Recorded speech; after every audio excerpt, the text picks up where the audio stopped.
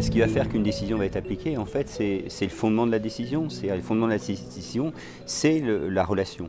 Alors, on a un imaginaire sur lequel on a tous été formés plus ou moins, c'est lié à notre culture, de la rationalité technoscientifique, qu'une décision, c'est un processus de rationalisation.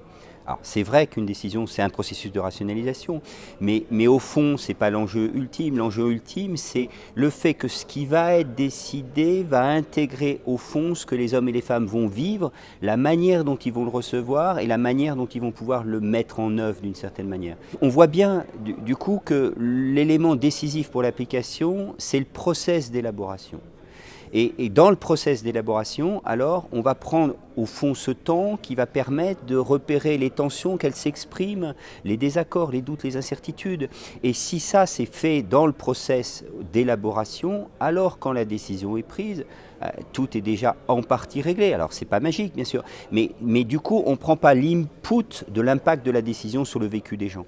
Donc c'est une question d'anticipation. Alors ça suppose évidemment quelque chose d'une finesse relationnelle, de créer du lien, de créer de la confiance et du dialogue.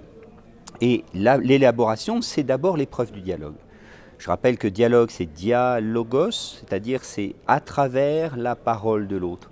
Et dans le à travers la parole de l'autre, en fait, ce qui se passe, c'est quoi? Chacun apporte son regard, son expertise, son savoir, et ça va s'ajuster progressivement. Si ce processus d'ajustement se déroule en amont de la décision, alors tout le monde, au moment de la décision, est en accord. En accord, ça ne veut pas dire qu'on est en accord avec ce qui est décidé, mais on a vécu le process, et donc on est capable de le porter.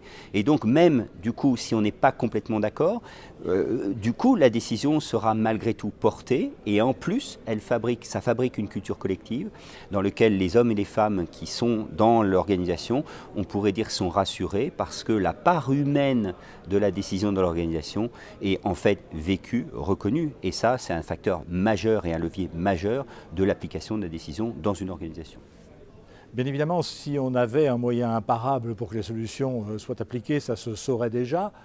Ceci dit, il y a au moins deux éléments qu'il faut toujours avoir en tête pour renforcer la probabilité qu'une décision soit justement appliquée. Le premier de ces éléments, c'est qu'il est toujours plus aisé d'appliquer une décision quand je partage avec celui qui l'a prise des références communes. Or, dans le monde professionnel, dans une équipe de travail, dans un établissement, dans une entreprise, il y a au moins 3 éléments qu'on est obligé de partager. Si on ne les partageait pas, on ne pourrait pas travailler ensemble. Le premier de ces éléments, c'est la raison d'être. La raison d'être, c'est à quoi sert-on? Une organisation, une entreprise, un établissement, un service n'existe que parce qu'il est censé rendre à l'extérieur de lui-même un service ou un produit.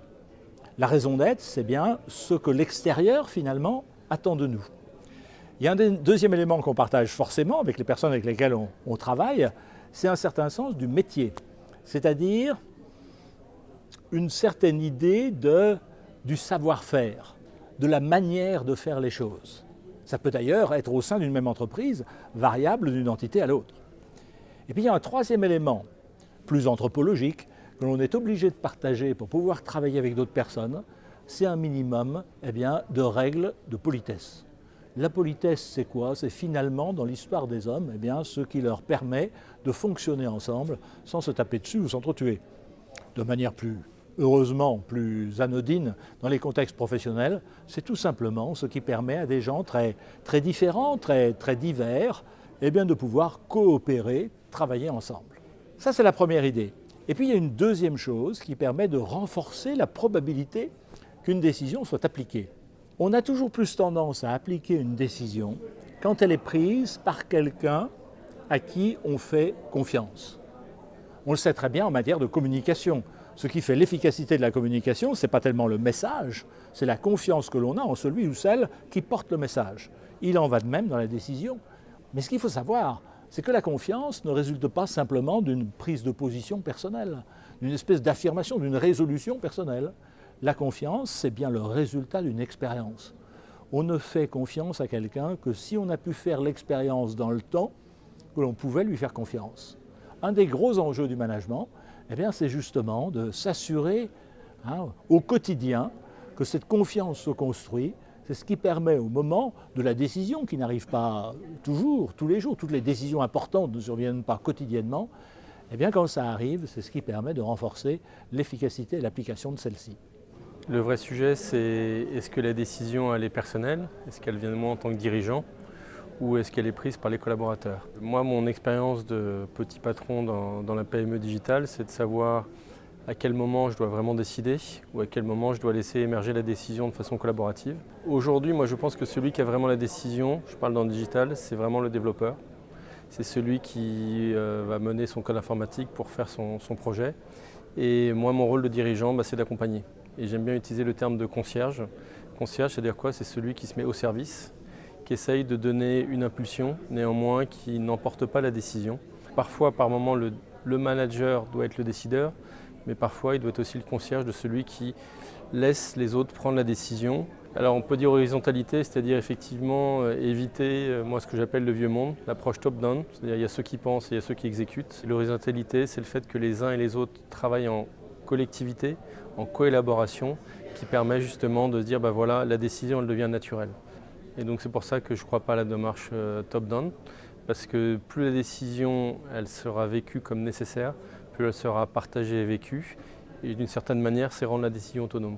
Le fruit de l'expérience dans différents environnements me ferait plutôt dire qu'il doit y avoir à la fois un certain équilibre entre l'intelligence, c'est-à-dire la réflexion, et puis derrière l'intuition. Je suis moi quelqu'un de plutôt intuitif, capable de prendre beaucoup de décisions à l'intuition, et je pense que j'ai fait souvent des erreurs de ne pas précéder ça de réflexion. Et donc j'allais dire, avec l'expérience aujourd'hui, j'essaye d'abord de travailler soit seul, soit à plusieurs pour essayer de réfléchir au sujet, de voir quelles sont les différentes alternatives. On va prendre l'exemple d'un recrutement, on va sélectionner sur une base de 50 personnes 10 CV, puis après à partir des 10, on va en sélectionner ensemble 3 parce qu'on considère qu'ils ont le bon profil. Et puis peut-être que là, au final, une fois que cette analyse est faite, l'intuition, la relation, la qualité de la relation, le contact en fait, va peut-être être l'élément déclencheur qui va permettre de prendre une décision à la fois réfléchie et à la fois intuitive. Et donc l'équilibre entre les deux me paraît pour moi, j'allais dire, gardienne à la fois de l'humanité de la décision et de son efficacité.